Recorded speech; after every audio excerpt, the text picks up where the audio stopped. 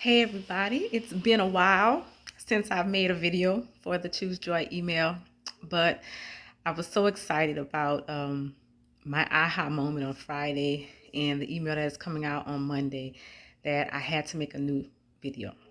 Up until this point for the last 3 weeks, as I have been recovering from my hysterectomy surgery, I have been just using old videos for whatever the topic is. I find a video that's close enough to that topic, and that's what I've been using in the email.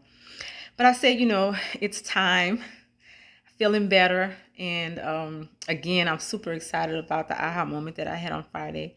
And so I had, I watched a lot of YouTube videos and, things to encourage me and inspire me and motivate me. I've been journaling a lot. I've been reading a lot. I've been meditating a lot. I've been praying a lot, as I'm using this time not only to recover physically, but also to recharge and restore and rejuvenate myself emotionally and mentally as well. And a video popped up and it was about attachments.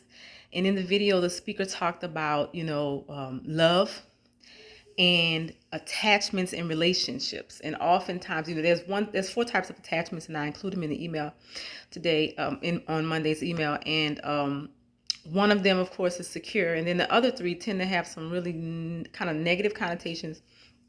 And um, when he spoke about attachments, it convicted me. I always say, when they say a hit dog or holler, you throw a stone and you holler, it hits you. Like if someone says something that matches you, you like, oh, she's talking about me. Well, he was talking about me.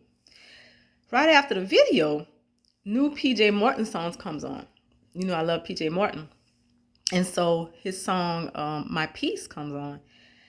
And at first, I wasn't going to listen to it. I pressed pause and I was like, oh, it's PJ, so let me listen to it. And when I listened to the lyrics, started crying, of course, because again, convicted. And what's interesting is that when people hear that song, they're going to, immediately think about, yes, I got to protect my peace from anybody who's bringing me drama, from anybody who's trying to rob me of my peace. But my thought was, what do I do to rob other people of their peace? With any drama that I bring or any conflict that I bring, any neediness that I bring, any any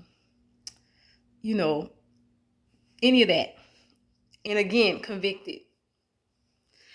The aha moment that I had was, if anyone had asked me before I listened to that video and listened to that song, are you really using this time to work on yourself, to improve yourself in the areas that you need to heal yourself in the areas that you need to?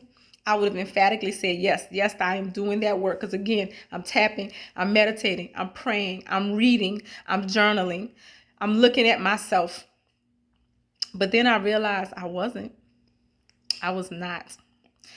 And the quote of the day talks about self-care is also being honest with yourself about your mistakes and your behaviors, patterns of behaviors. And I had several people in my life over the last 6 months to point out some patterns of behavior that they had seen in me. And I was taking a look at it, but your ego will get in the way of you accepting the things about yourself that is standing in the way of your glory, that is standing in the way of your progress, that is standing in the way of your healing, that is standing in the way of you engaging in the world as your best self. In that video about attachment, in that video about my peace, convicted me and said, Avril, you have some patterns of behavior that you have not been taking a look at. And if you don't take a look at them, you're going to continue to go out in this world and relive the same mistakes over and over again. So Monday's email is really personal. Because one of those people who have been telling me that I need to look at myself in order to grow and break through this thing that I have that's taken hold of me, said, you got to uncover to recover. He said to me, you hide. You don't want people to see you make a mistake. You don't want people to see you not at your best. So you hide. And he was right. I've talked to you guys about fear of loss, And that's the thing. That's the thing. If you hide it, you can't heal it. And last week or a week before, I talked about there is no wound that love can't heal. But you got to let it see the light of day. You can't put a Band-Aid on it. It'll heal, but it'll heal slower. But if you let some oxygen hit it, it's going to burn. It's going to hurt, but it's going to heal. So my message to you is, if you want to heal, and I mean, you got to dig deep. You got to get to the root cause. And that's something that I learned as an educator. Sometimes we want to treat the behavior. We want to treat the leaves. We want to treat the fruits. We want to treat, the obvious things. But it's not the obvious things. There's a root cause. There's a root cause to why we do everything we do.